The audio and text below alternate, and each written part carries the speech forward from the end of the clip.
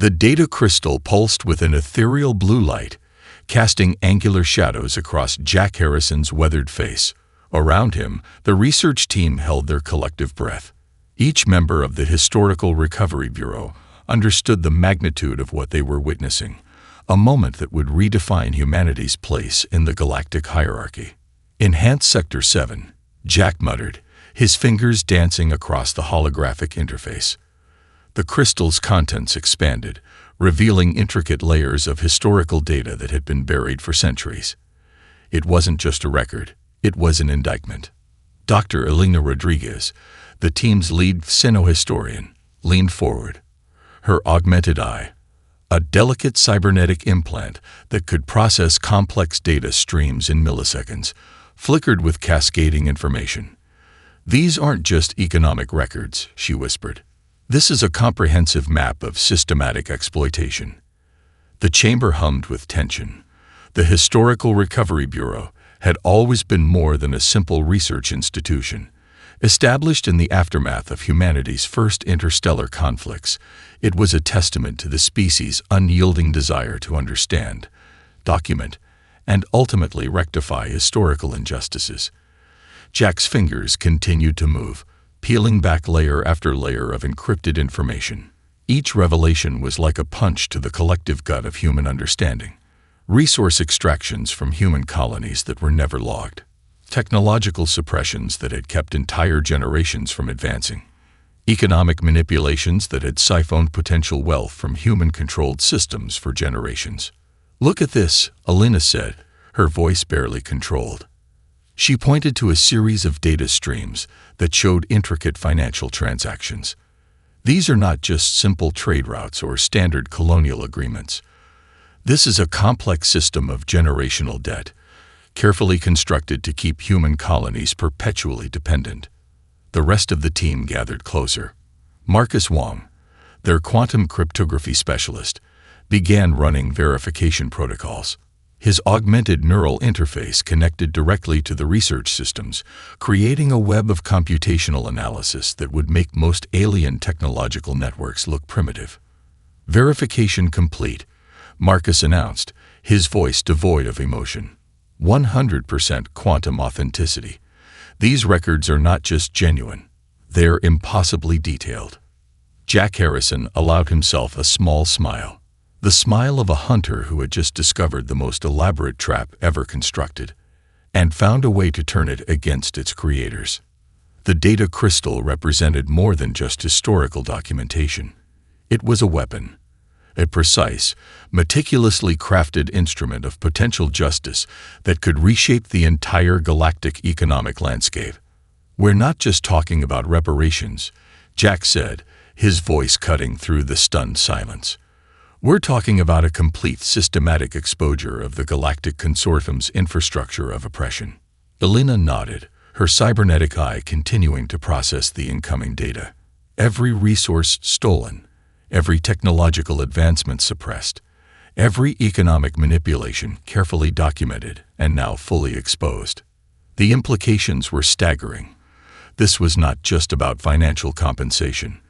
This was about revealing a systematic approach to maintaining galactic power structures that had kept emerging civilizations, particularly humanity, in a state of perpetual economic subjugation.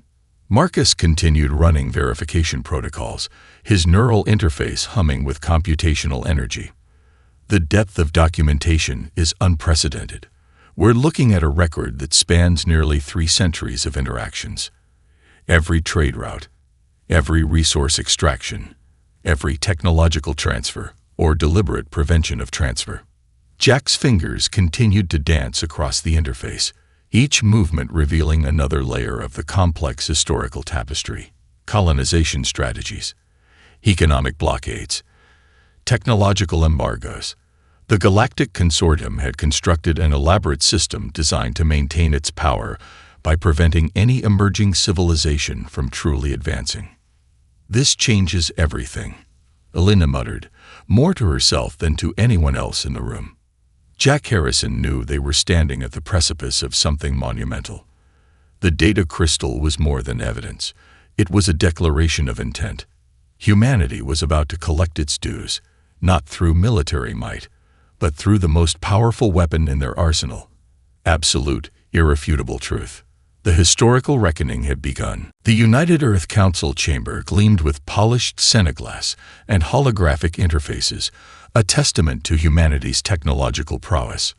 Jack Harrison stood at the center, his posture calm but charged with an electric intensity that made even the most seasoned alien diplomats shift uncomfortably in their seats. "Gentlemen, representatives of the Galactic Consortium," he began, his voice smooth and calculated, "what I'm about to present is not a negotiation. It is a comprehensive exposure of systemic economic warfare that has spanned centuries." The first holographic display materialized, a complex web of financial transactions that stretched across three-dimensional space. Each glowing line represented a stolen resource, a suppressed innovation, a carefully calculated act of economic manipulation. The alien representatives leaned forward, their various physiological responses ranging from confusion to barely contained panic. Ambassador Krulax of the Synarch Collective was the first to interrupt. His translucent exoskeleton rippled with agitation. "These claims are baseless," he sputtered, mandibles clicking nervously. "The consortium has maintained fair and balanced trade relationships with emerging civilizations for millennia." Jack's smile was razor-sharp. "Shall we begin with the mineral extractions from the Proxima colonies in 2243? A new holographic layer emerged, showing detailed geological surveys, resource extraction logs, and financial transactions. Each piece of data was quantum verified, each transaction meticulously documented.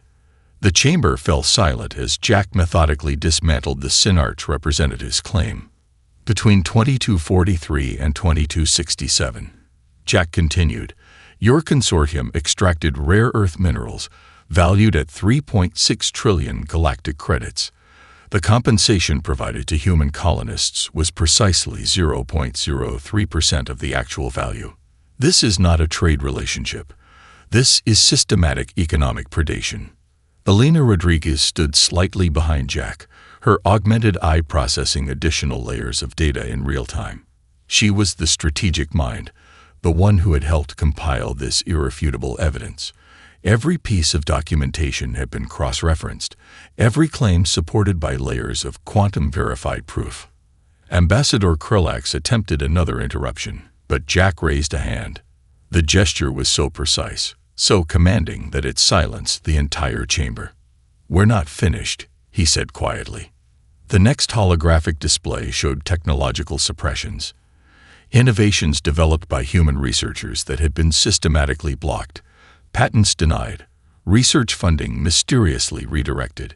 Entire fields of scientific exploration had been artificially constrained, not through direct prohibition, but through a complex web of economic and bureaucratic manipulation.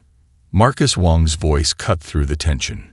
"We've mapped every single instance of technological suppression, not just the obvious blockades, but the subtle economic pressures that prevented human innovations from reaching their full potential."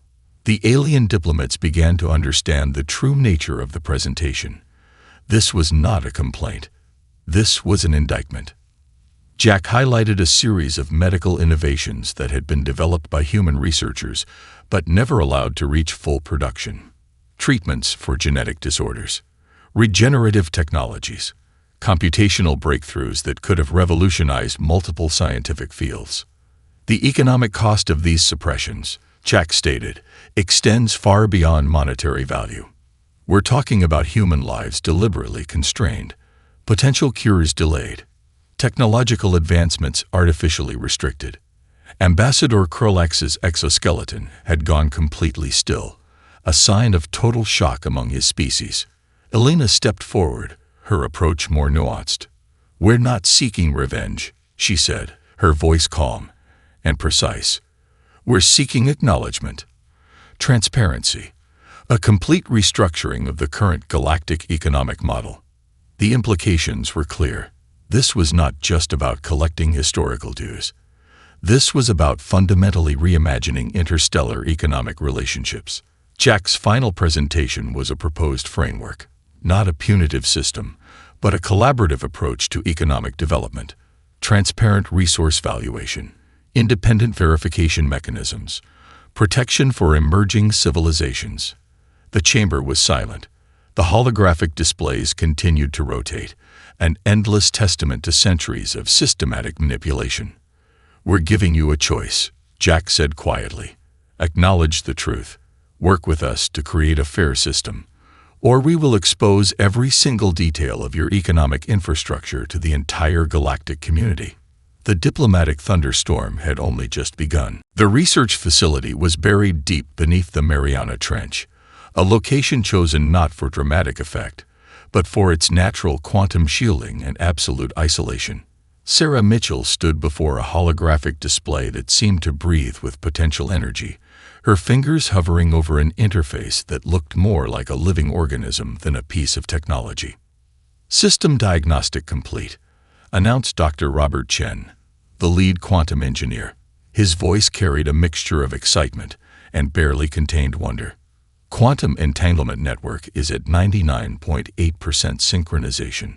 What they had created was beyond any conventional understanding of communication technology. This was not just a network. It was a living, adaptive system that could penetrate any known encryption, communicate across impossible distances, and restructure itself faster than any existing computational framework could comprehend. Sarah watched as the holographic display transformed.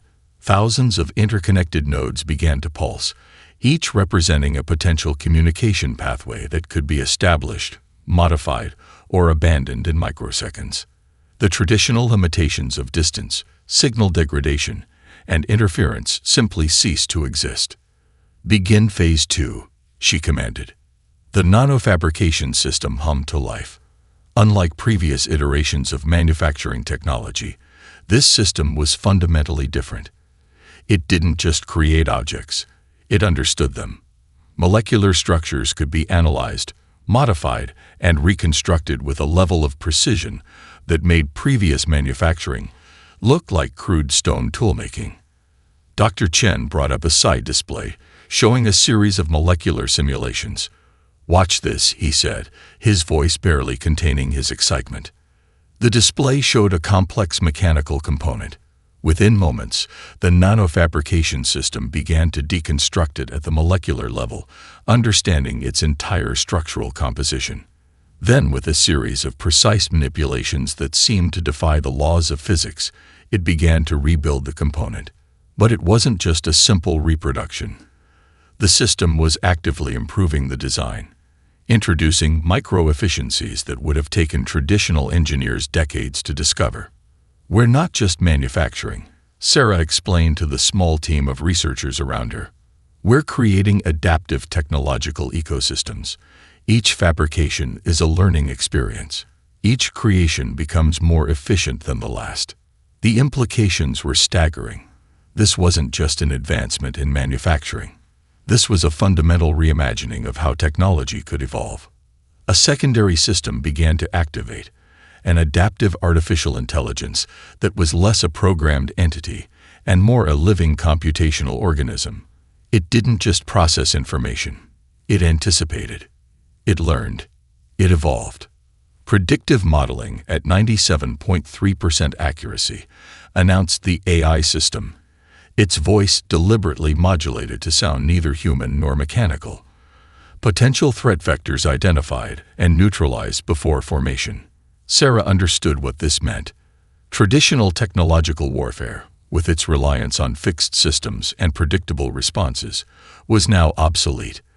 This AI could identify potential technological threats in their conceptual stage, developing countermeasures before the threats could even fully form. Dr. Chen brought up a series of simulations showing how the system would respond to various technological challenges. Each scenario demonstrated an almost prescient ability to not just defend, but to fundamentally reshape the technological landscape. "The consortium believes technology is something you develop," Sarah said quietly. "We understand that technology is something that lives, something that learns, something that evolves."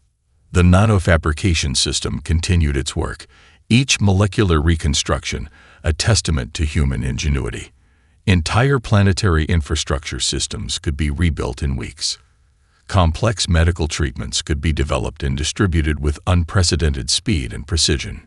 Robert Chen highlighted a series of medical simulations, genetic treatments that could be customized at the molecular level, regenerative technologies that could repair cellular damage with surgical precision, computational models that could predict and prevent diseases before they could fully develop. "This isn't just technology," he said. "This is a complete reimagining of what's possible." Sarah watched the holographic displays, each pulsing node a potential pathway to a future the Galactic Consortium couldn't even comprehend. They weren't just presenting technological innovations. They were showing a fundamental different way of understanding technology itself.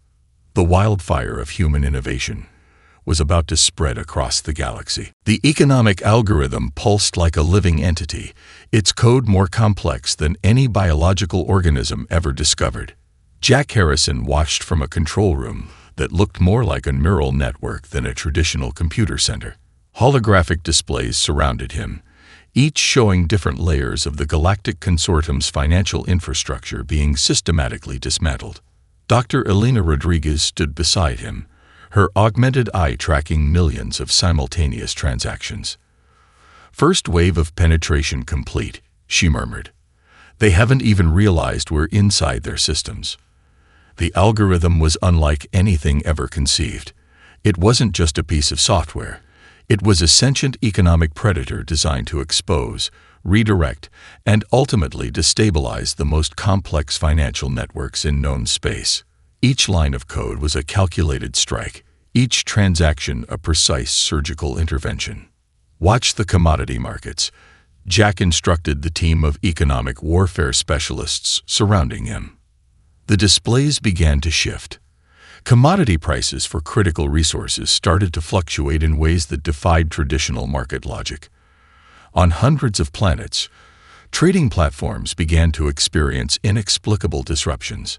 Supply chains that had remained stable for centuries suddenly found themselves in complete disarray. Marcus Wong, the team's quantum cryptography expert, tracked the algorithm's movement. "It's not just attacking," he explained to the junior analysts. "It's learning.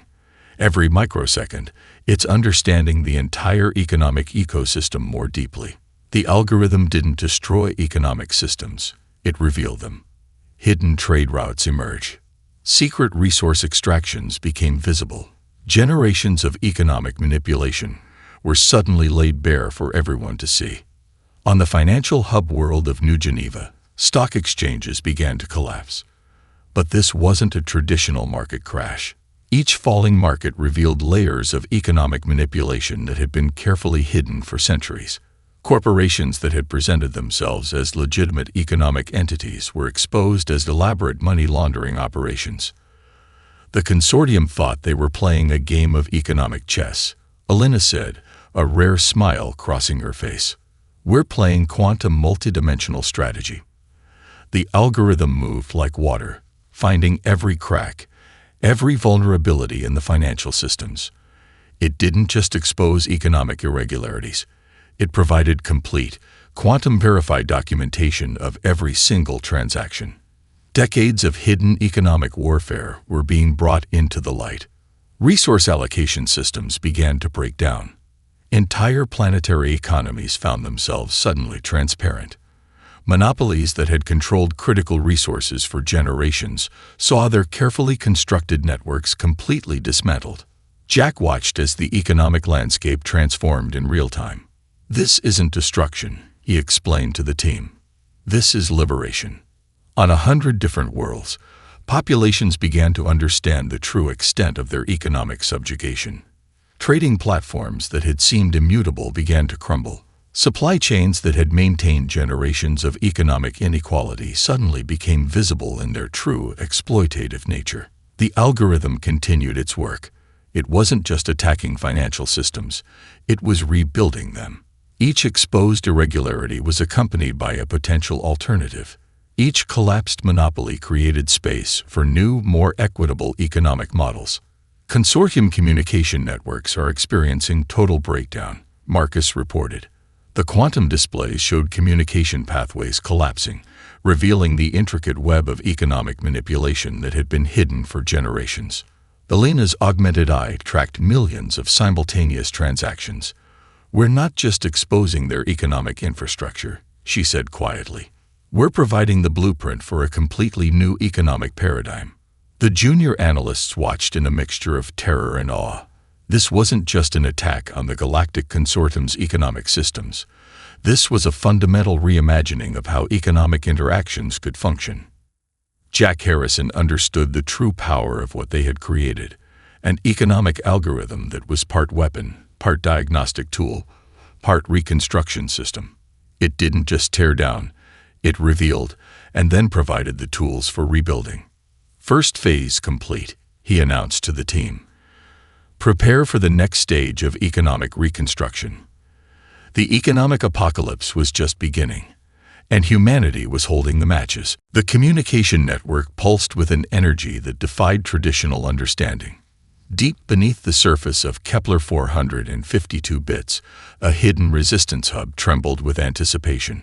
Sarah Mitchell leaned over a holographic display, her fingers tracing the intricate web of connections that now linked dozens of subjugated civilizations. "Incoming transmission," announced Dr. Robert Chen, his voice calm despite the magnitude of what was unfolding. The hologram shifted, revealing Zorak, a resistance leader from the methane-breathing colonies of the Outer Rim. Her translucent membrane shifted colors, a sign of intense emotional communication among her species. "Your economic intervention," Zorak communicated, her thought patterns translating across species barriers. "It's more than an attack. It's a blueprint for liberation." Sarah understood the deeper significance. The economic algorithm wasn't just exposing the Galactic Consortium's manipulations.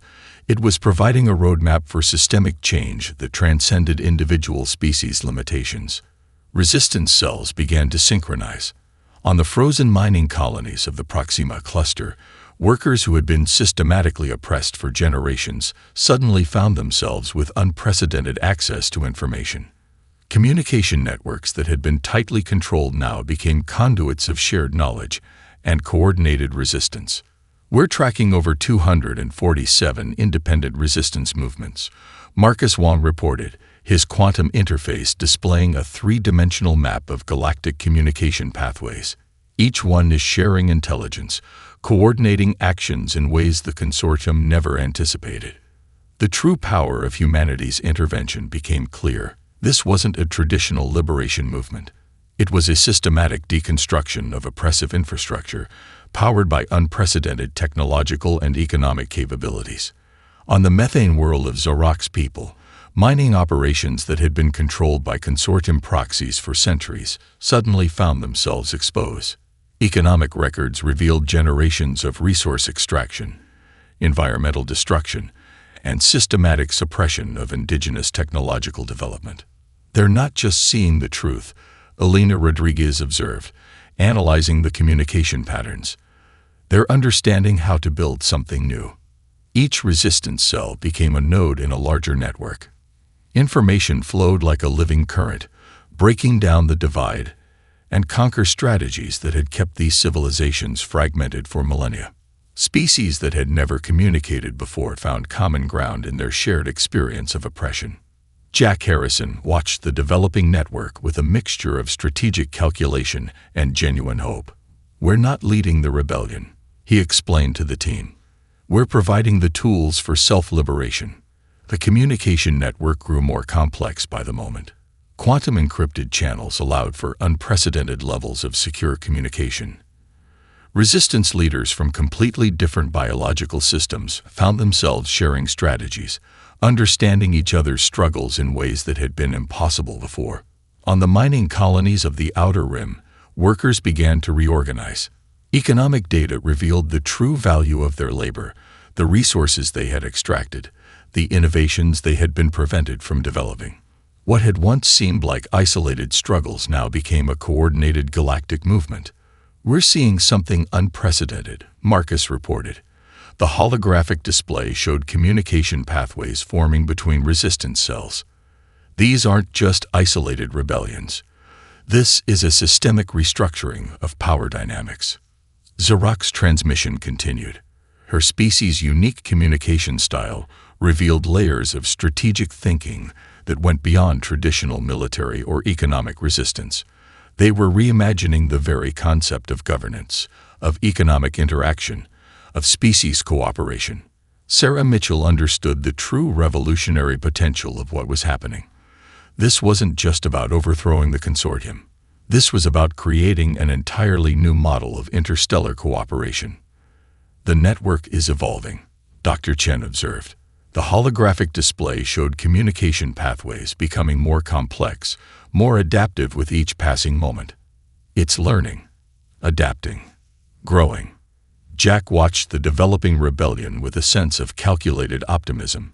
Humanity had provided the initial spark, but the fire of liberation was now being fueled by the collective will of dozens of oppressed civilizations. "We're not the heroes of this story," Sarah said quietly. "We're just the catalyst." The underground rebellion had become something far more powerful than anyone could have anticipated. A living, breathing network of resistance that was rewriting the rules of galactic interaction. The revolution had begun. The first wave of consortium battle groups emerged from quantum-slit space like a swarm of metallic predators. Admiral Catherine Reynolds watched their approach with a calculated calm that belied the magnitude of the impending confrontation. The defensive networks hummed around her, a living system more complex than any traditional military infrastructure. "Incoming fleet," reported Marcus Wong, his quantum interface displaying a holographic representation of the approaching armada. Conventional military assessment would suggest total system compromise within 7 minutes. Catherine allowed herself the slightest smile. Conventional assessments no longer applied. The consortium's fleet represented the pinnacle of traditional military technology. Massive battleships with energy projection systems that could reduce entire planetary surfaces to molten slag. Quantum-shielded hulls that had made them seemingly invincible for generations. Weapon systems that could neutralize most known defensive technologies in milliseconds. They were about to meet their match. "Defensive Protocol Alpha," Catherine commanded. The first wave of consortium ships encountered something completely unexpected. The defensive network wasn't a fixed system. It was a living, breathing entity that adapted faster than any computational system could track. Each incoming weapon signature was analyzed, understood, and neutralized before it could even fully form. Weapon systems that had devastated countless civilizations simply ceased to function. Energy projections dissipated into harmless radiation. Quantum shields found themselves turned inside out, their own protective mechanisms becoming their greatest vulnerability.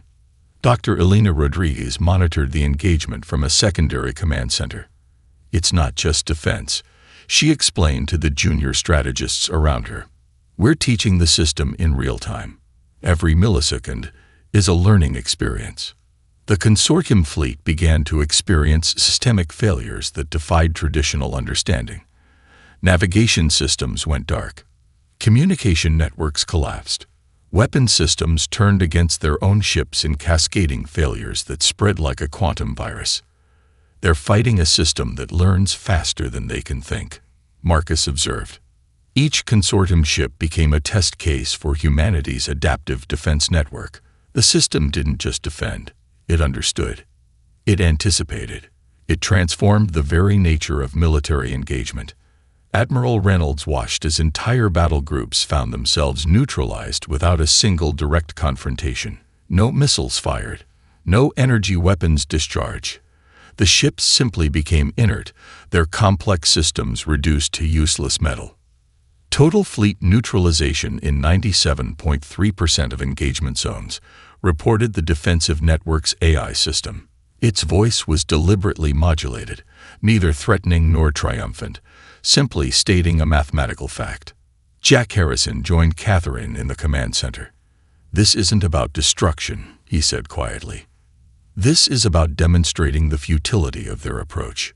The consortium's military doctrine had been built on generations of technological superiority, overwhelming force, absolute control, the ability to crush any resistance through sheer technological might. They had never encountered a system that could learn faster than they could attack. Communication intercepts revealed the growing panic within the consortium command structure. Their most advanced battle groups were being systematically neutralized by a defensive system that seemed to understand their intentions before they could even form them. "We're not just defending," Elena explained to the team. "We're showing them a completely different approach to conflict resolution."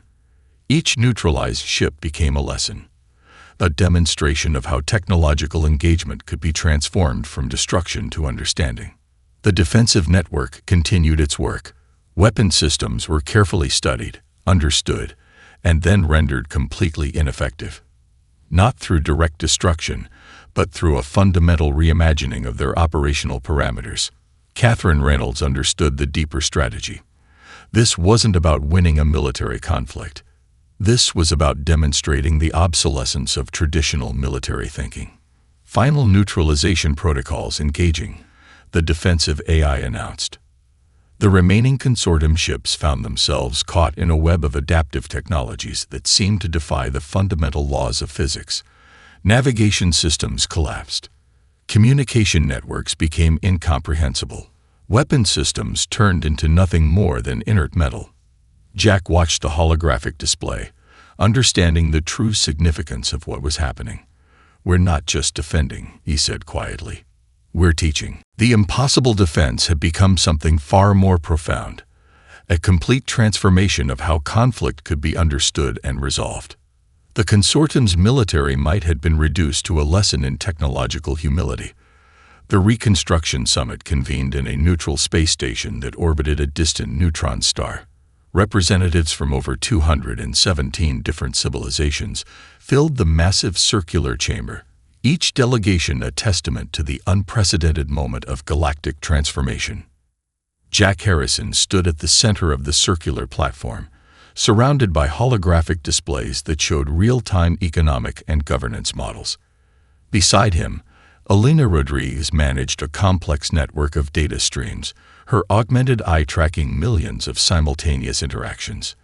"We're not here to replace one system of control with another," Jack began, his voice carrying across translation systems that made his words universally comprehensible. "We're here to create a framework of mutual cooperation that has never existed before." The holographic displays began to shift, revealing layers of economic and governance models that defied traditional understanding. Transparent resource allocation systems, independent verification mechanisms, adaptive governance models that could respond to the unique needs of different civilizations while maintaining core principles of equity and mutual development.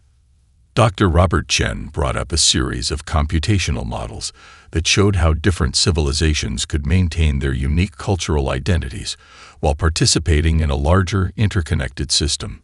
"This isn't about homogenization," he explained to the assembled representatives. "This is about creating a framework that allows for maximum diversity and mutual growth." Zarak, the methane-breathing resistance leader, stepped forward. Her translation interface allowed her to communicate directly with the entire assembly. "For generations, we have been told that cooperation means submission," she communicated, her membrane shifting colors to emphasize her emotional state. "What we are creating now is something entirely different." The new governance model was unlike anything previously conceived. It wasn't a centralized system of control, but a distributed network of mutual cooperation. Each civilization would maintain its sovereignty while participating in a larger framework of shared resources, knowledge, and mutual protection. Marcus Wong displayed a series of quantum-verified economic simulations. "Look at the potential," he said, showing how resource allocation could work when freed from generations of manipulative practices. Planets that had been systematically stripped of resources could now develop their own technological and economic capabilities. Elena Rodriguez managed the most complex part of the reconstruction. "We're not just redistributing resources," she explained. "We're creating a dynamic system that can adapt and grow." The holographic displays showed economic models that were living, breathing entities, resource allocation systems that could adjust in real time, governance frameworks that could respond to the unique needs of different civilizations while maintaining core principles of equity and mutual development. Jack understood the true revolutionary potential of what they were creating. This wasn't about punishment or retribution. This was about creating a completely new way of understanding interstellar cooperation. The old system was built on suppression, he told the assembly. This new framework is built on mutual potential. The representatives from different civilizations began to see the possibilities. Economic models that had once seemed impossible were now being demonstrated in real time. Governance systems that could maintain cultural diversity while creating unprecedented levels of cooperation. Dr. Chen brought up a series of technological development models. Civilizations that had been systematically prevented from advancing could now share knowledge, develop capabilities, and grow in ways that had been impossible under the previous system. We're not just redistributing wealth, Alina explained. We're redistributing potential. The Reconstruction Summit continued for weeks. Each day revealed more layers of the new systemic framework.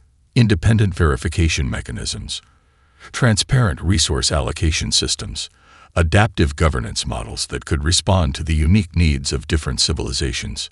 Jack watched as representatives from civilizations that had been enemies for generations began to find common ground. The framework they were creating wasn't about eliminating differences, but about creating a system that could accommodate and celebrate those differences. This is more than a new governance model, Zarak communicated to the assembly. This is a new way of understanding our collective potential. The holographic displays continued to evolve, showing potential growth trajectories for different civilizations.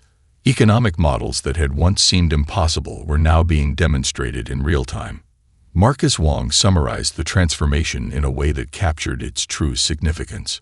We're not just changing the system, he said.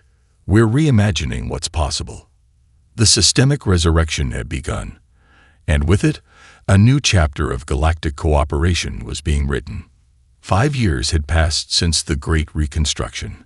Dr. Elena Rodriguez stood on the observation deck of the Interstellar Cooperative Research Station, watching the unprecedented gathering of civilizations that stretched across the massive viewscreen. The station itself was a testament to the transformation. Constructed using collaborative technologies from over 217 different civilizations, it represented more than just a physical structure. It was a living symbol of what could be achieved when systemic barriers were dismantled. Jack Harrison joined her, his approach silent but deliberate. "Quite a view," he said quietly, his eyes tracking the intricate dance of research vessels, diplomatic ships, and collaborative exploration platforms. Alina's augmented eye processed the complex interactions happening across the station. Researchers from methane-breathing colonies worked alongside silicon-based life forms. Diplomatic delegations from civilizations that had been bitter enemies for millennia now shared research spaces, collaborative projects spinning out with unprecedented speed and innovation. "We didn't solve everything," she observed, a hint of a smile crossing her face. "But we created a framework for solving things." The true revolution, they both understood, wasn't in the dramatic moments of confrontation. It was in the quiet, persistent work of building something new. The economic algorithm that had initially exposed the consortium's manipulations had transformed into a cooperative network of mutual development. Marcus Wong entered the observation deck, carrying a holographic report of the latest collaborative research initiatives. "Look at this," he said, projecting a display that showed technological developments emerging from unexpected collaborations. Medical breakthroughs developed by combining research from 5 different civilizations. Energy production technologies that had been impossible under the old system now becoming reality. Zarak, the methane-breathing resistance leader who had become a key diplomatic coordinator, joined them. Her translation interface allowed her to communicate seamlessly. "We are not finished," she communicated, her membrane shifting in patterns that conveyed complex emotional nuance. "We are beginning." The station itself was a marvel of adaptive architecture. Sections could be reconfigured in moments to accommodate different biological needs. Atmospheric zones shifted to support researchers from various environmental backgrounds. It was a physical manifestation of the new cooperative framework. Dr. Robert Chen brought up a series of economic and technological development charts. The graphs told a story of unprecedented growth. Civilizations that had been systematically suppressed were now developing at exponential rates. Resource allocation had been transformed from a zero-sum game to a collaborative ecosystem of mutual development. We didn't conquer, Jack reflected, watching the complex interactions on the station. We created space for potential. Elena understood the deeper significance. The ledger they had initially discovered wasn't just a record of historical exploitation.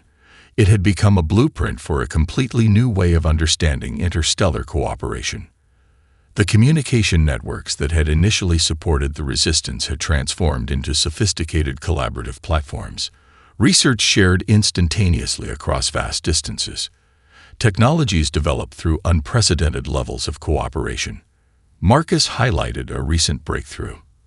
A medical treatment developed through a collaboration between 6 different civilizations, each contributing a unique aspect of scientific understanding that would have been impossible under the previous system. We're not just sharing resources, Dr. Chen explained. We're sharing potential. Xerox communication revealed the deeper philosophical transformation. The old system had been built on suppression, on maintaining hierarchical control.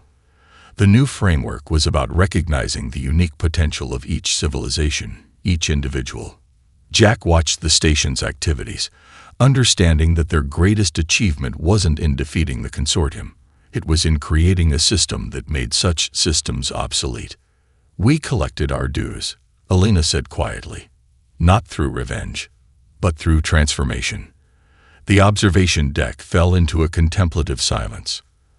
Outside, the vast expanse of space seemed to pulse with new possibilities. Ships from civilizations that had once been bitter enemies now moved in coordinated research patterns. Collaborative platforms extended like neural networks between different star systems. Xerox's final communication captured the moment's significance. We are not finished, she communicated. We are beginning. The ledger was closed. The dues were collected. But something far more important had been created. A new horizon of possibility.